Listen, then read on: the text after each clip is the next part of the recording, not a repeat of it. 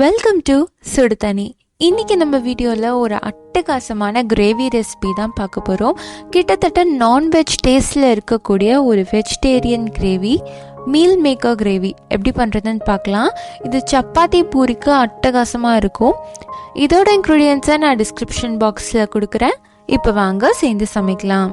இதுக்கு முதல்ல நான் 1/2 கப் மீல் மேக்கர் எடுத்திருக்கேன். இதை ஒரு 10 நிமிஷம் நம்ம சுடு தண்ணியில் ஊற வைக்க போகிறோம். இது முங்குற அளவுக்கு சுடு தண்ணி ஊற்றி ஒரு 10 நிமிஷம் வச்சுடுங்க. 10 நிமிஷத்துக்கு அப்புறமா இது நல்லா ஊறிடுச்சு. இப்போ இதில் இருக்க தண்ணியெல்லாம் நம்ம பிழிஞ்சு எடுத்துடலாம். நல்லா டைட்டாக பிழிஞ்சுக்கோங்க.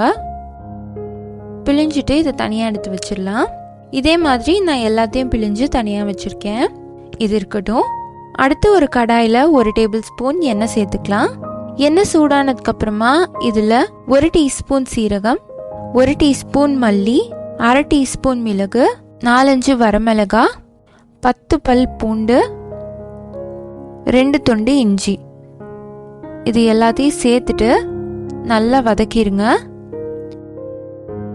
பூண்டோட பச்சை வாசனை போகிற அளவுக்கு இதை நல்லா வதக்கணும்.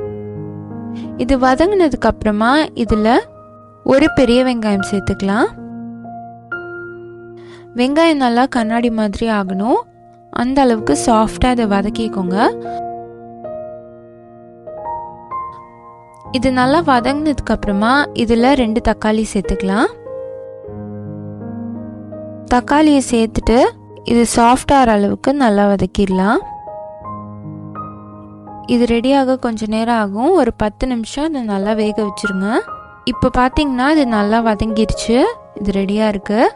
இப்போ அதை நல்லா ஆற வச்சுருங்க. இது நல்லா ஆறினதுக்கு அப்புறமா இதை ஒரு மிக்சியில் மாற்றி நல்லா மையாக அரைச்சிடலாம். இது இருக்கட்டும்.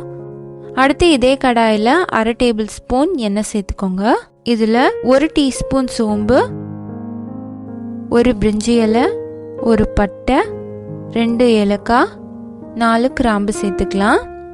கூடவே ஒரு பெரிய வெங்காயத்தை பொடியாக நறுக்கி சேர்த்துக்கிறேன். இது நல்லா வதக்கிடலாம். இது கூடவே ஒரு கொத்து கருவேப்பிலை சேர்த்துக்கோங்க. வெங்காயம் நல்லா வதங்கினதுக்கு அப்புறமா இதில் நம்ம மசாலாலாம் சேர்த்துடலாம். 1/2 டீஸ்பூன் உப்பு, 1 டீஸ்பூன் காஷ்மீரி மிளகாய் தூள், 1 டீஸ்பூன் கரம் மசாலா, 1 டீஸ்பூன் மல்லித்தூள், 1 டீஸ்பூன் சீரகத்தூள், இது எல்லாத்தையும் சேர்த்துட்டு நல்லா மிக்ஸ் பண்ணிடலாம்.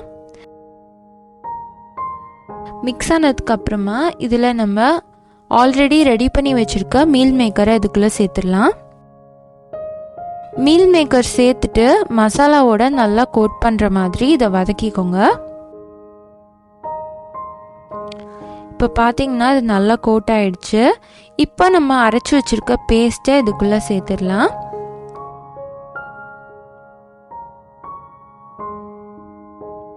சேர்த்துட்டு அந்த மிக்சியில் கொஞ்சம் தண்ணி சேர்த்து அதையும் இதுக்குள்ளே சேர்த்துக்கோங்க. இன்னொரு டம்ளர் தண்ணி சேர்த்துக்கிறேன். இப்போ இதை நல்லா மிக்ஸ் பண்ணி விட்டுட்டு இதை மூடி ஒரு 20 நிமிஷம் நல்லா கொதிக்க வச்சுருங்க. இந்த தண்ணியெல்லாம் வற்றி நல்லா கிரேவி கன்சிஸ்டன்சிக்கு வரணும். அந்த அளவுக்கு இதை நல்லா கொதிக்க வச்சுருங்க. கொஞ்ச நேரம் அடுப்பை ஹையில் வச்சுட்டு அப்புறமா சிம் பண்ணி வச்சுடுங்க, இல்லாட்டி அடி பிடிச்சிரும். இப்போ ஒரு 20 நிமிஷம் ஆயிடுச்சு. இதை நான் ஓப்பன் பண்ணுறேன். பார்த்தீங்கன்னா கலர் மாதிரி நல்லா கிரேவி கன்சிஸ்டன்சிக்கு இது வந்துருச்சு. கடைசியாக இதில் கொத்தமல்லி இலை தூவி இதை இறக்கிடலாம். நம்மளோட மீல் மேக்கர் கிரேவி சூப்பராக ரெடி ஆகிடுச்சு. ஒரு பக்கா நான்வெஜ் ஸ்டைலில் ஒரு சூப்பரான வெஜிடேரியன் ரெசிபி. கண்டிப்பாக மிஸ் பண்ணாமல் இதை ட்ரை பண்ணி பாருங்கள். உங்களுக்கு இந்த ரெசிபி எவ்வளோ பிடிச்சிருந்துச்சுங்கிறத கமெண்ட்டில் என்கிட்ட சொல்லுங்கள். இந்த வீடியோ உங்களுக்கு பிடிச்சிருந்தா லைக் பண்ணுங்கள். சுடு தண்ணி சேனலை சப்ஸ்கிரைப் பண்ணுங்கள். தேங்க்யூ.